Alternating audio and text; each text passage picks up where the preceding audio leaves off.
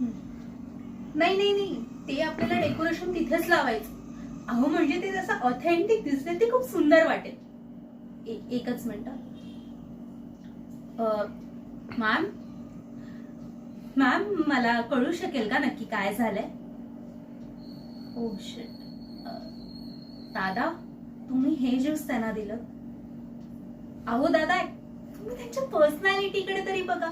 अहो किती सुंदर आहेत त्या. म्हणजे जस्ट लुक ॲट हर. ते किती डाएट कॉन्शियस असतील आणि तुम्ही हे ज्यूस कसं दिलं त्यांना? Ma'am, I am extremely very sorry for the inconvenient. Ma'am, एक कुतूहल म्हणून विचारते, तुमची ओळख कळू शकेल का? म्हणजे तुम्ही मुलीच्या आई आहात? आय मीन, खरंच तुम्ही मुलीच्या आई आहात?